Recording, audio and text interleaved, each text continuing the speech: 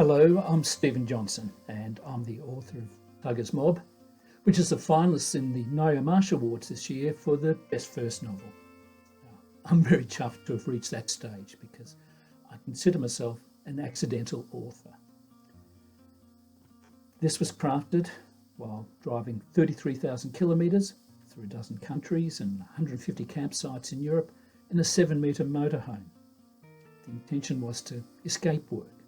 Yet I came back after 7 months with a manuscript and a whole new focus. So, more on that shortly. But first, how did I get to the stage of writing a book? I've been a journalist for more than 42 years. I was a reluctant starter in that career as well. I had a Bachelor of Arts, no job, no prospects, and my brother was getting sick of providing my beer money. He arranged a job for me on a community newspaper, writing a cricket column. The paper liked what I was doing, offered me a full-time job. I said, no thanks. I don't like writing to deadlines. I don't want the pressure. So they threatened to cut the cash flow. My brother threatened to evict me, and so a journalist I became. 18 months later, I ended up in television and radio at the Australian Broadcasting Corporation in Melbourne. I soon found out that I didn't like wearing a suit to be on camera, and a collar and tie is not my thing. It was much more fun being behind the camera, working on the news programs as a producer and director. And I did that for 6 years, but at the same time I developed a passion for travel. Started with New Zealand, developed into Asia and then Europe. And eventually in the mid-80s I decided, well, I'd rather be working in travel. So I went to Europe to work for Topdeck Travel, which many of you might recall, the double-decker buses as campers. I worked for them as a courier and driver, doing 7-week trips for 3 seasons, London to Istanbul and everywhere in between, and it was a fabulous time.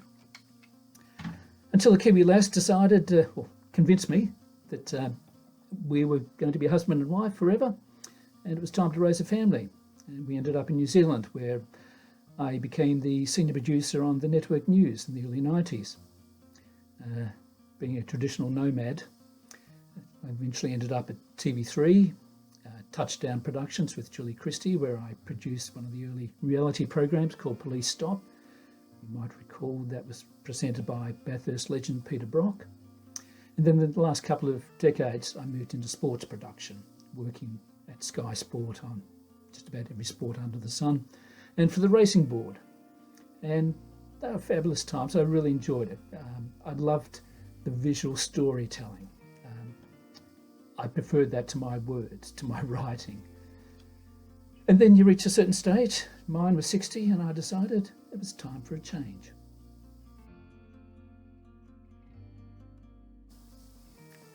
Everything was prepared for a motorhome tour of Europe in 2017 when the idea for Tuggers Mob popped up. I'd never wanted to write a book before, but suddenly this idea became so compelling, I had to put it down. It was originally inspired by a game we used to play on the buses called Killer. A passenger would be nominated to assassinate everyone, not literally of course, and not be caught. It was quite entertaining. You could have people sort of being poisoned in front of the Eiffel Tower. Very entertaining for the passengers, but very confusing for the French. I thought, well, what if someone took that a little too literally? And just let that idea brainstorm. So from that, I wanted Antipodean travellers in the 80s to be part of the plot. And I used Judy Williams from Waikato as a typical example of that traveller of the time. She goes to Europe, she wants to see everything she's been saving for years to do her big OE.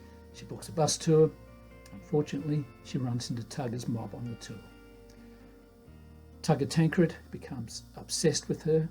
He starts a campaign of sly sexual harassment that goes ignored or missed by the rest of the passengers. They're in Europe for a good time, not a long time. No one wanted to make a fuss. It escalates. It leads to her death, which isn't considered suspicious at the time. Now, as most passengers did in those days, they kept a diary. Judy's diary is rediscovered after 30 years.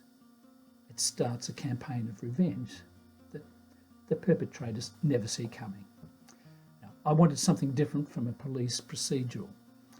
I use a television current affairs crew to solve my crime. They literally stumble upon an accident that doesn't sound quite right to them. They pull on the thread and it starts to unravel. And that's where the mystery is solved. I found the process of writing Tuggers Mob a lot of fun. It's much more interesting than my life as a journalist. I love being able to use the imagination. I love being able to use anecdotes, heavily embellished from my time as a tour guide, my experiences, the locations we travelled to, and going back through Europe. Everything was refreshed. It was just a really interesting process, and I just loved it. And from that, it has just created so many more ideas for other books that I just want to keep going.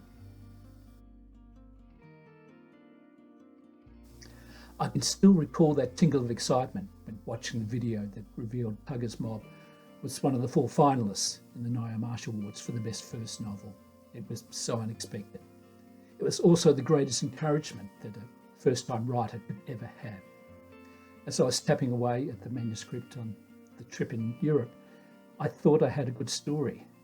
You just don't know until you put it out there to the market, first to a publisher and to the readers. And to have that validation is just so encouraging that you want to keep writing, you want to continue. The ideas have literally kept flowing since the end of that first manuscript.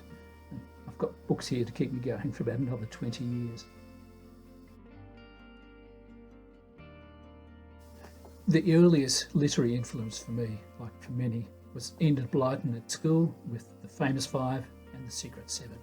I loved the mystery, the drama, the adventures, outwitting smugglers, hiding in caves in Cornwall. It was just fantastic. They were page turners. And they probably influenced my reading after that. I turned to the spy novels of Le Carre, Lynn Dayton, just fantastic action and drama. Robert Ludlum, the bodies piling up everywhere. Once the Berlin Wall came down, at the end of the Cold War, I probably tended to move towards more crime fiction. And since I've become a writer myself, it's opened up a whole new world. I've always followed Michael Connelly, Yo Nesbo, Val McDermott, but now I'm finding such great New Zealand writers. Paul Cleave, Paul Thomas, Vanda Simon, Australia, Michael Rowbotham. The range of books I've been introduced to has been fabulous, and they are all those page turners. They've all got great characters. They just keep you captivated. And I suppose that influenced my own style. I wanted Tuggers Mob to be a page turner, that people had to keep going. They had to find the end. I was rather pleased that one of the first people who read it, my mother-in-law, said she had to get up at 4 o'clock in the morning to finish the conclusion. Time now for an extract from Tuggers Mob. It starts with Judy's diary, which is the most important element of the book. It's a connection between Judy and Tuggers Mob and the escalating crimes against her. As a writer, it was the only opportunity I had to develop her character and to give readers a chance to empathise with her. June 1, 1986. Day 1. Judy Williams from Waikato, New Zealand is now officially in London. God, what a flight getting here. Delays in Sydney and then Singapore. But we weren't allowed to leave the airport. Such a long haul from Auckland to Heathrow. But it's worth it to be in what I've always considered the coolest city in the world. There are millions of cars, people and houses, and the city noise is incredible. It's close to how I imagined it would be. All those English magazines and movies I've spent a fortune on over the past 10 years have prepared me well. No problems at Heathrow. My work visa was hunky-dory for a friendly immigration officer. Then it was off to find the Piccadilly line to Earl's Court. Smart girl, I followed the other backpackers who led me straight to the tube. The energy in central London is amazing, so different from Te Awamutu, where nothing happens outside the rugby season. There's nothing for mum and dad to worry about. I feel safer here than in Hamilton. There's a safety in numbers. Bizarre thinking? Maybe, but I'm surprised at how comfortable I am in the world's busiest cities after a few days after leaving the farm. It was disappointing Charlotte had to cancel her ticket at the last minute because of her mother's illness. Family comes first, always. But it's good not to have a chaperone who might inadvertently blab about shenanigans, especially to Russell. He knew when we met in March how long I've been planning this trip and how important it is.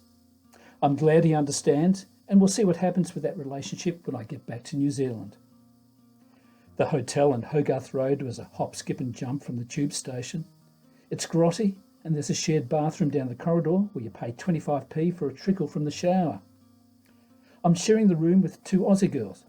They're not bad for Victorians who have never heard of the All Blacks. We're off to an evening session at the nearest pub, the Prince of Tech. It's a few yards up the road, and there's no need for a black cab or a double-decker bus. They're on tomorrow's must-do list, plus Buckingham Palace, the Tower of London, Big Ben, Camden Town markets, and everything else I can squeeze in. I'm sure the Union Jack waver in the family, Mum, would want me to stay longer to watch the Queen trooping the colour, or even hunt for Princess Di at some charity event. But I can't stay, Mum. Europe is calling. Maybe next year. It feels like the centre of the universe in London, with all these different cultures. I thought Earl's Court was supposed to be full of Kiwis, Aussies and South Africans, but there are thousands of Arabs, Pakistanis and Indians. The aromas from their cafes and restaurants are tantalising, and nothing like the takeaway shops at home. Reckon I'll pack on a few kilos before I even get to the bus on Saturday.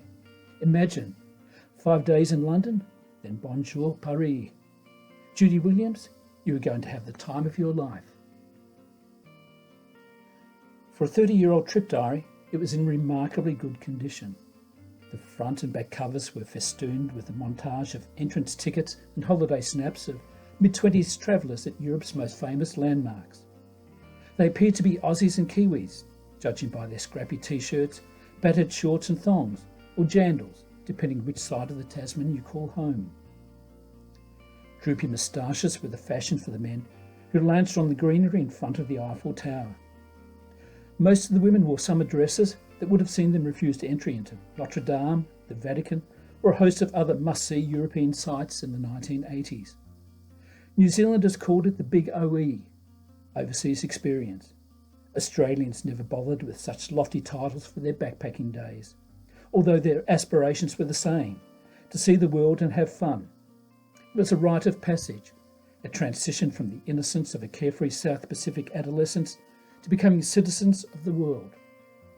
In the pre-digital days of the 1960s, 70s and 80s, when baby boomers swarmed into Europe like a plague of locusts every northern summer, the adventures were recorded on Kodak cameras and in trip diaries, such as the one currently held by shaky hands.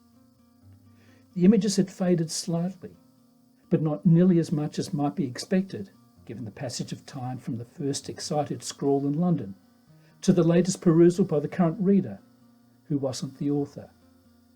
The pages were smudged here and there with finger marks and the detritus from life on the road.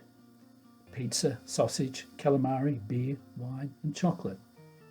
Antipodeans were out to taste everything, and oft-handled possessions such as diaries would carry lifelong reminders of those tactile experiences. It appeared, though, as if few people had read or even handled this diary in the years since that great adventure. Had this unique record of golden summer in a young person's life been hidden away, pushed to the back of a drawer, or dumped at the bottom of a cupboard or trunk, out of sight and out of mind? Did it contain memories that shouldn't be rekindled? That's Tuggers Mob. I hope you are intrigued enough to either get a copy from the library or to purchase a copy and continue the story. Thank you for listening to me talk about the book, and thank you to the Wellington Library for offering this opportunity to tell people about Tuggers Mob. It's been a tough year with COVID that authors haven't been able to get out to do talks or to do book tours, and we appreciate the opportunity to promote ourselves on social media. Thank you once again.